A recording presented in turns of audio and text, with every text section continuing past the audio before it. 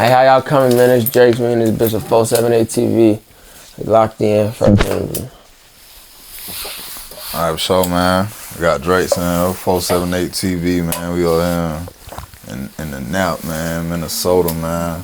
How we app, man. Welcome to the app, man. Yeah, man. Let them folks know, goddamn, you know where you from, man. Where you grew up.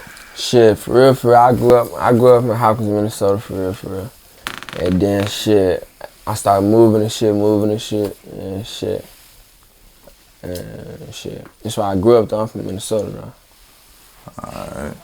So shit, like, you know, just talk about like growing up in Hopkins and like what was it like growing up? Like what was it like in childhood? Shit, I ain't gonna kind of like, you know, I ain't gonna lie. I had a lot going on in my household, but my mama just had me in a good part of the city, you know.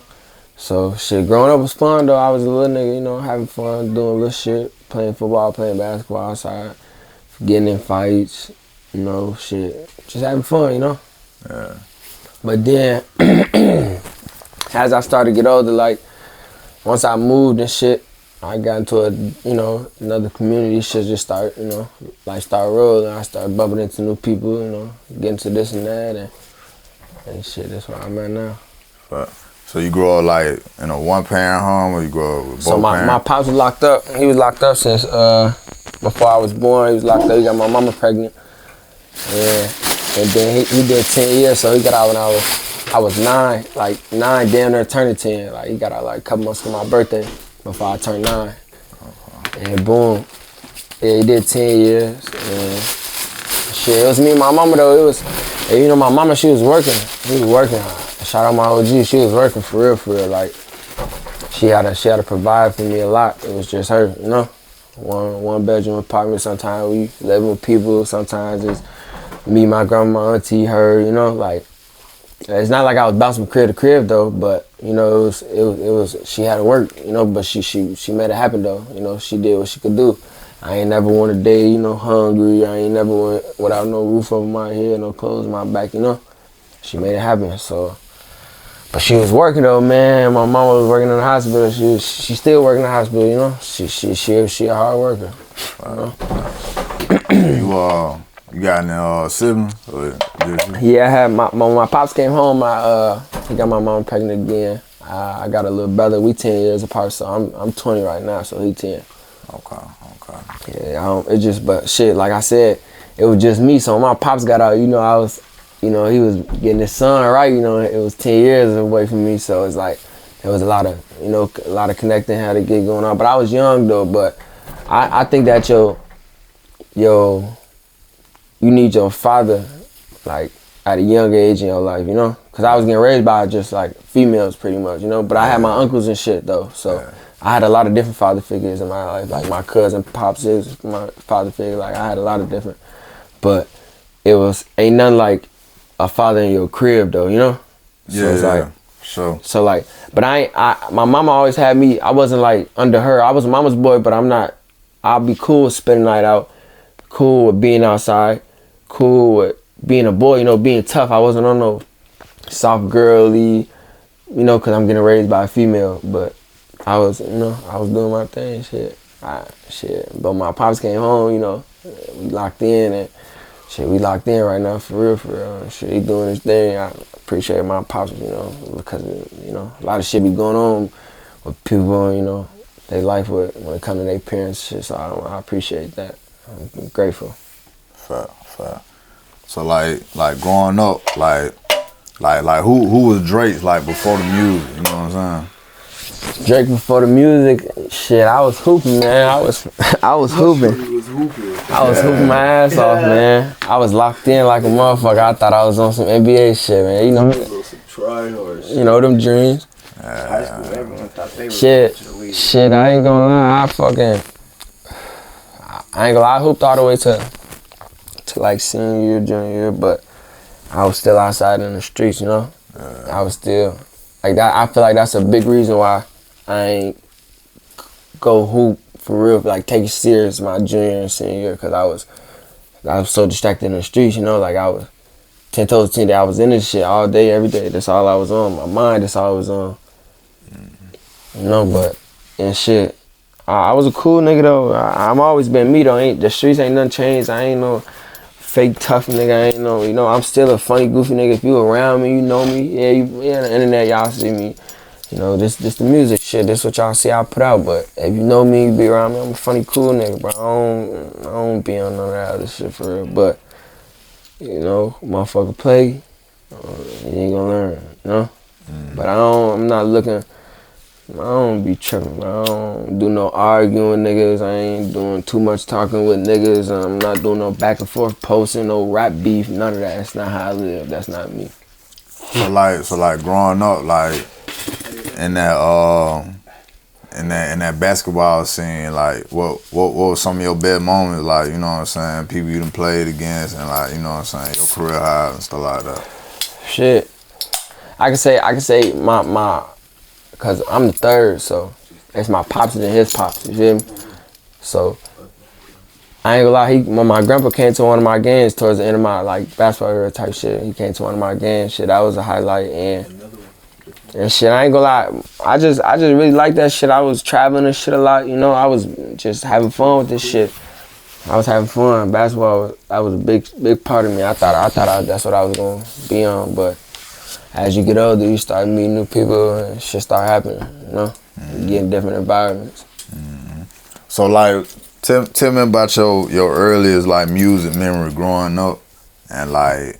You say music memory? Yeah, like it could be like, you know, your mom, like whatever she was on, and you know her influence on you, and then you can go into more like what was the excuse me, what was the Minnesota music scene that, you know what I'm saying, you heard growing up that kind of made you like, or it could have been like local, just like you said, like Chicago or anything like that. Like, what was some of them influences? Like what you trying to say? Like what's the reason I'm starting rapping or like? Oh nah, before even then, like just shit, growing up. I ain't gonna lie, my mama, she clean up. She got the.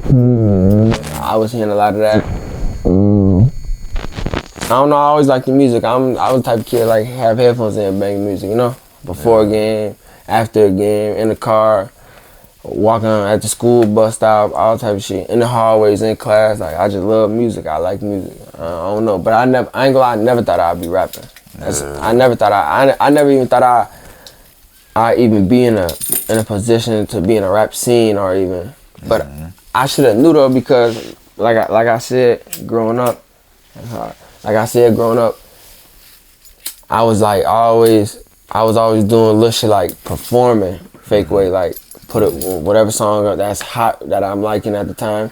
I'd be on my bed performing and shit. Like I'm like a character, not a character, but like I know how to get into that I can play any role I gotta play. You feel me? Like I don't know. I don't know. I think I'm a special breed. My mama always told me that, and my people always told me like I'm gonna be something.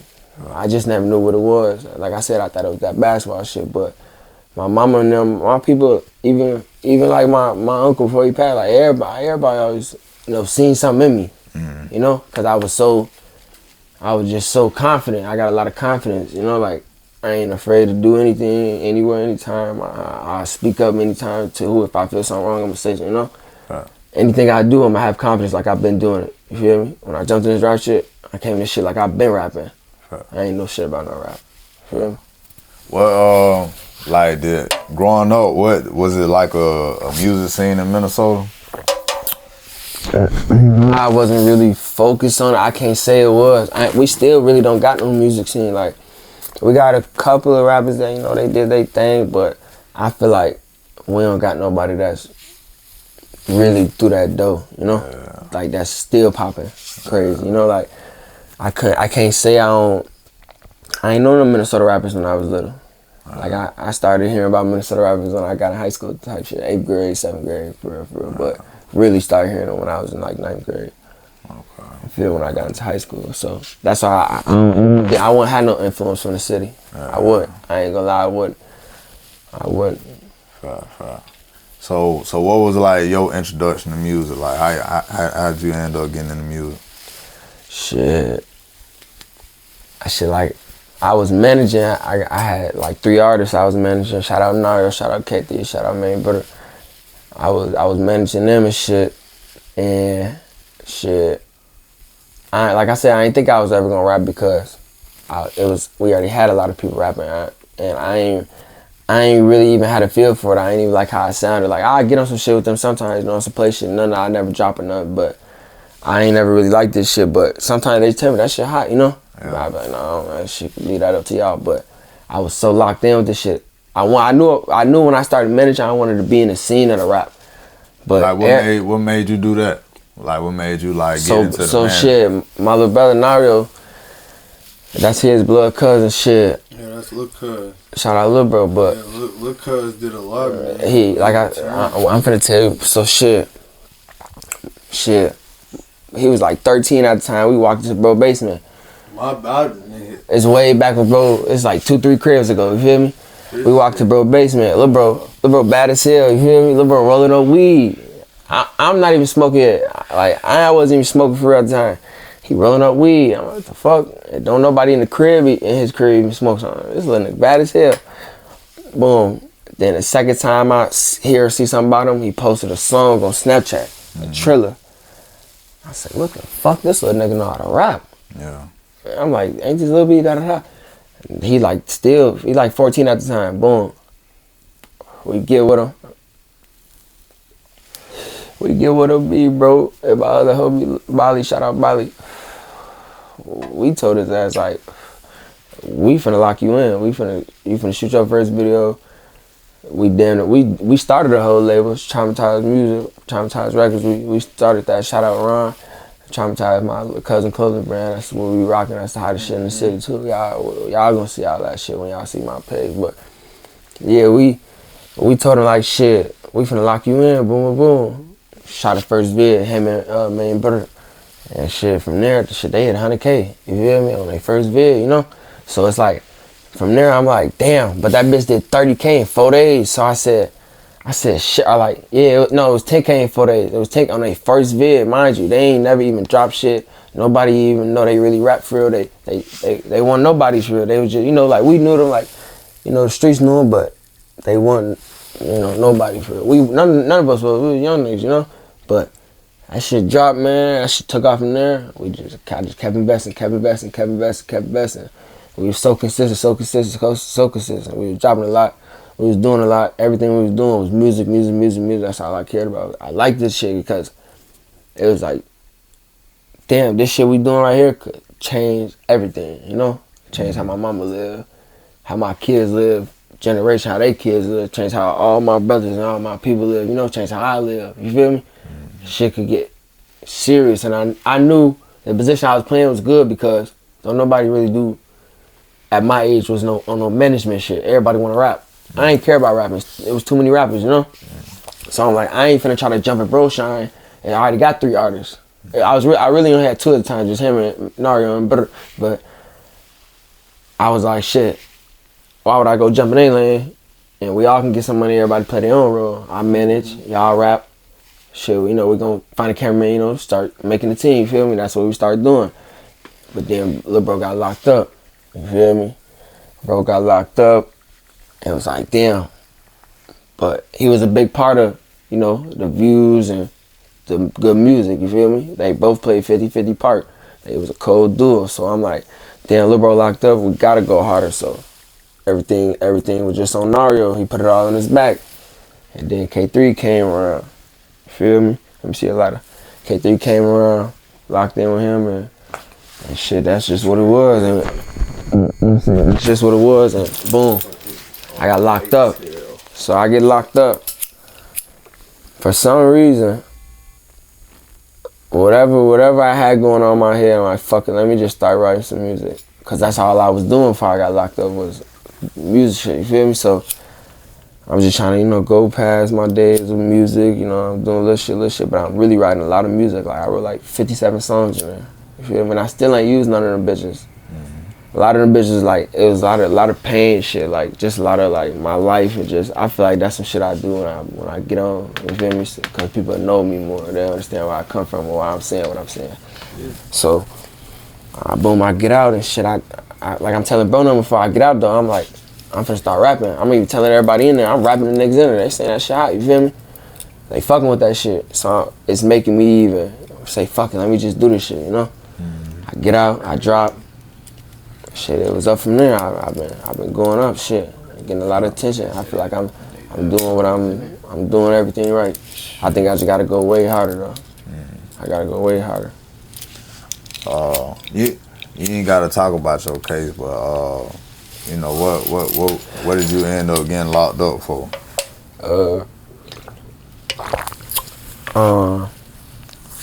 Shit, just probably just say it like this, the worst shit that you could get locked up for in the streets, you feel me? That come with a lot of years. But I ain't do nothing. I'm innocent. You know what I'm saying? I got my second chance at life. Shit, I'm gonna take my shit and I'm gonna run with it, you know? That's all I can say about that. I'm blessed. You know, I'm thankful.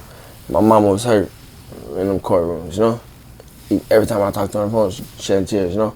Video call, shedding tears, you hear me? Anytime somebody tell my mama, she crying, you know? My grandma, she crying. My auntie, she crying. My homies, they hurt, you know? There was people hurt behind that shit. That shit hurt me. But I know how to be strong in that bitch, you know? Because I got a lot of people depending on me. And I'm telling them before I even go in that bitch, I'm coming home, you know? I knew I was coming home. I'm a child of God, you know? I knew I was coming to the crib. I ain't know when, you know? But I know in the streets, if you jump into the streets, you got to know what you getting yourself in, you know? This ain't no shit like, let me go try it. And then stopping them. Ain't no, when you in this shit and you make yourself somebody and that's what you want, that's what it is forever, you know? Till you gone. So I knew shit, if I was praying, I was hoping for the best, preparing for the worst, you know? Fair. I was you know, if it go left, I'm gonna be a man, you know? Fair. I'm stand 10 toes. So this what you got yourself in, you know? I'm my dad's son, so you feel me? Yo, name everything out here, you know? Yeah, they say, oh, if you in the streets, it's none of that. I don't condone that, you know? There's no telling, none of that. Stand 10 toes. Stand 10 toes, you got to. Yo, this is what you got yourself in. Your name mean a lot, because, okay, you do say something. Now you get out. What you think your life gonna be out here? How you gonna sleep out here? How can you eat? How your kids gonna be able to grow up? Right. Your daddy name so fucked up out here. You gonna have to get the fuck out of here. You feel me? But then what if you somebody? Now everybody know your business. No matter where you go. You feel me? So it's like, I'm like, shit, this will come with this shit. I got myself in this shit. And shit, I'm just handle what I gotta handle. But like I said, God gave me a second chance, so I'm gonna take this shit, I'm gonna run with it. I can't let my people down, you know? What's something you learned, like, going through that situation, like, you know what I'm saying, like, going through the system in general? Shit, man, I learned all type of shit, man. I really did. I learned discipline again. Cause like I feel like I was starting to get off the chain out here. That's what my mama said, off the chain, my grandma. I feel like I was tweaking out here. I was moving too fast, you know? Because that's what I was on. I wasn't on no faking, like this what I was on. Whatever came to my feet, I stood on, you know? Yeah. And so it's like I learned life is not a game. You feel me? Like God showed me that I'm this little. Like he could do this and boom, and change my whole position, everything, you know? He had my whole future in his hands. And he decided to give me a second chance, you feel me? So I learned that don't take shit for granted. I learned to cherish the time and the people you were around, you feel me? That shit real.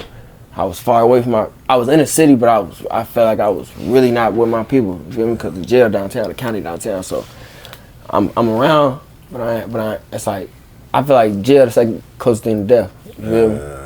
It's like you hear it, but you ain't here. Nah, for real. You hear it, but you ain't here. I only can talk to you through here. Yeah. You feel me? Yeah, visits and shit, but that's when you get to prison and all that shit. Up here, it's no visits in the county, you feel me? Yeah.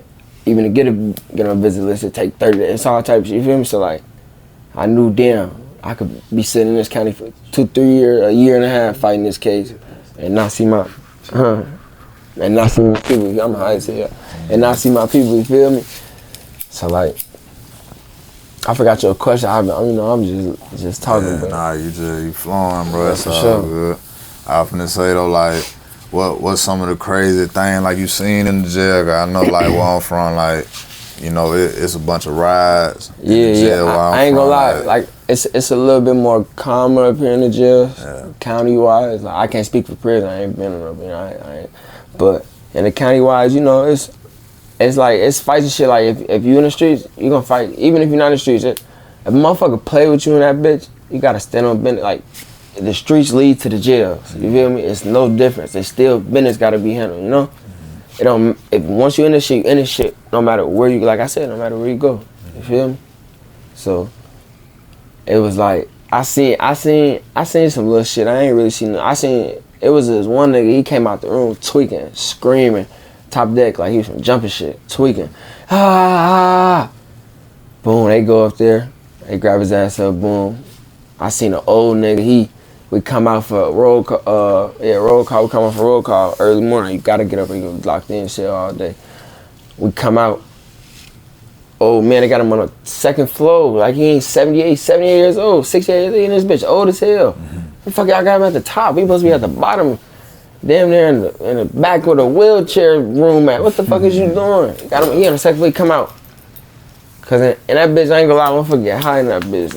If you been locked up, you know what y'all do to get high if you one of them heads. If you a head, that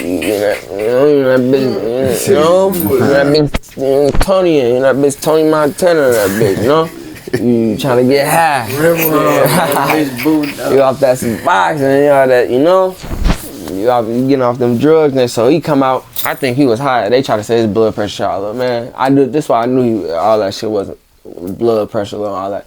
He come out the room. It's early, so motherfucker still stretching, you know. Motherfucker just putting their shit on. Boom, he collapsed. I say, what the fuck? That nigga dropped. I say, damn. Everybody get quiet. Damn, they thinking the nigga just passed out, died, seizure or something. They come rushing that bitch all day, lock us in. I'm mad as hell, cause what the fuck is you doing, OG? Why do they even have you up there? What the fuck is going on? Whole time he playing, he stand up laughing. Fuck, got everybody locked in for extra 20 minutes early. Wanna play and shit like you fucked up. But I ain't seen no crazy shit. I ain't gonna lie. Like I said, it ain't like how it is down south and all that shit. Like, yeah, we got some fucked up jail down there. Like I said, in our county, like it molded rats. Like yeah, I ain't gonna lie. It's not that bad, bro. I ain't gonna lie. It's not that bad. I ain't gonna lie. But that shit, you know, jail don't matter how cool, good that shit ass. That shit weak as hell, man. That shit boring as hell. Yeah, we'll get to that toward the end, but you know, for the people that never heard your music, like how would you explain, like, you know what I'm saying, your music to the people?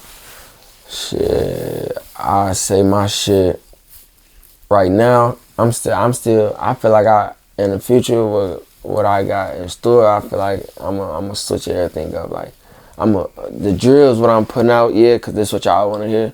But I be writing shit that be on some melodic shit, you know, some drill rap shit that's like on some like melodic drill rap, like, and then I be on some like cool shit where I rap like some shit for the females and shit, you know. Like I said, I know how to play the role character. Like I feel like I can get on any song, any beat with anybody, you know, any flow, whatever, you know, if I really want to, and I really be like, okay, yeah, I can do this. I know I can do it. Then you feel me? But I don't know how to really explain my music right now. I'm just dropping, man. I'm just putting out what they want to hear. It's that drill shit, but you know, it's just for entertainment purposes. I ain't no shit. I ain't no shit, man. So what like the recording process for you, like, you know what I'm saying? Like what on the day, like you wanna go record and make a song, like talk about one on the day right off. Shit, it really depends, bro. I ain't gonna lie, I'm one of them artists that I didn't really want nobody in that bitch. One or two motherfuckers. Feel me? Like,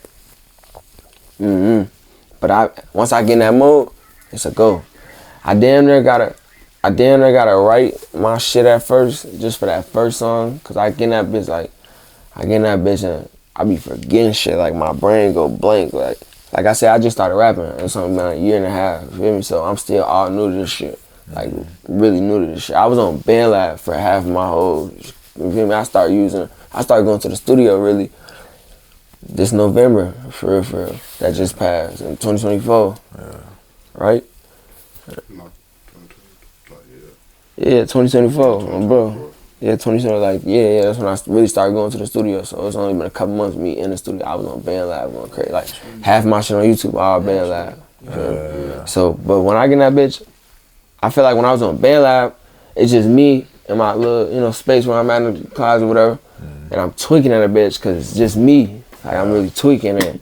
And I can just let everything out and really tweak it. And I don't gotta worry about hearing shit and motherfucker saying something, or just in this bitch tweaking, then I send it out, motherfucker let me know if it's hot or not, So you engineer yourself? Yeah, on the BandLab I was. But in the studio now, I once I get in that mode, it's a go. Once I do what I do, it's a go. I be tweaking, I ain't gonna lie. So what made you get on you said band? I ain't never heard of that. What was the name? Yeah, BandLab. Everybody know about BandLab. I'm surprised you don't know about that. That's what everybody use. That's on the phone? Yeah, you can get some wired headphones. Oh, okay. So what I was doing, I'm gonna put y'all on some game. You get you some wired headphones, tape that bitch to the wall where the mic at. Leave the mic showing, tape, put one in the ear, and then the mic on the wall. Like, you know how you in the studio rapping, you got the headphone mic. Phone here, you hear me, you do your thing, press record, go. Cut when you cut, if you know how to use it. It's simple, that shit's sweet. Anybody, everybody, there be little boys on my Instagram and shit. 11, 12 years old on that bitch. You know what I mean? It's simple shit, it ain't really hard. Compared to really engineering some shit on the computer. You feel me? That shit's sweet on the phone. Yeah. And you say you were dropping that shit on TikTok. You said I was what? You were dropping that shit on TikTok. My music? Yeah. Yeah, for sure. Yeah, that shit was going up. Yeah, for sure. Nah. That was my old shit. My new shit, hell nah. My shit, I don't be on that bitch like I used to be. Cause I lost my page, man. That shit hurt me. I had 30,000 followers. That shit was hard. What happened with the page? I just took the bit. I lost my phone, couldn't log in, got the email, all type of goofy shit. Shit blew me. I ain't gonna lie, I was blue as hell. Making nigga not even want to touch that shit no more. 30,000 followers, hell nah. That shit, hell nah. I ain't like some of the producers, like, you know what I'm saying, you fucking with and shit. Hey, shout out my fucking boy J. Cole. Yeah, my boy J. Cole put his trust in me, man. He been fucking with me since the day he seen me. Yeah. It's weird as hell how I met him though. Like, I must have remixed one Chucky beats. Can't open that door for bro. I must tell me when y'all come to be quiet, so I don't get stressed out.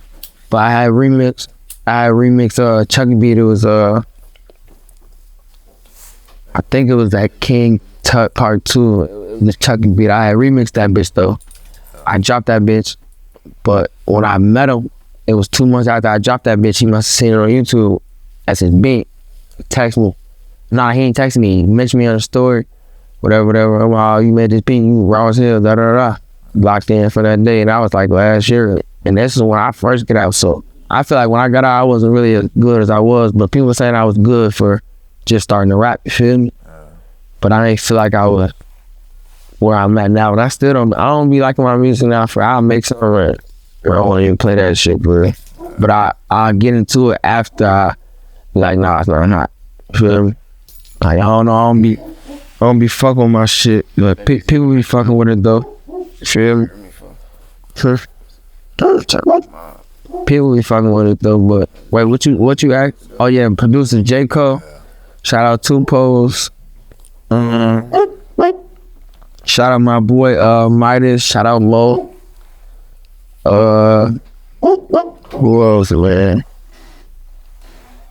It's a few other people though I be fucking with though, but I really lock in. I'm really locked in with J. Cole.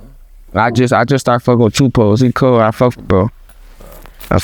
Shout out them though. They did those things on the beat side. They from out that way?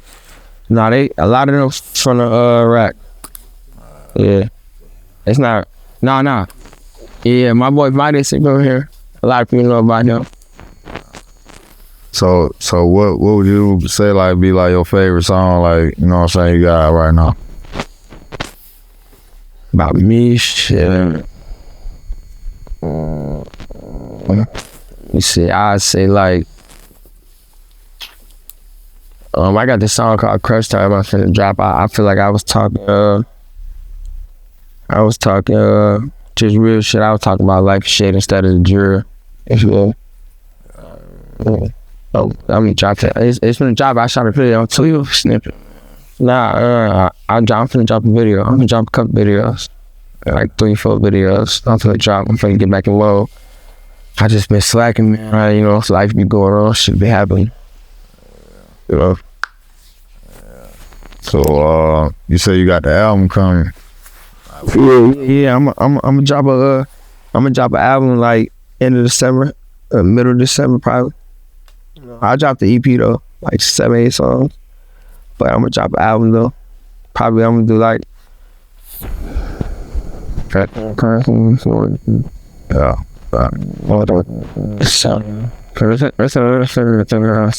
trailers too, but I don't know if I would drop it though. I already got a lot of that shit up, like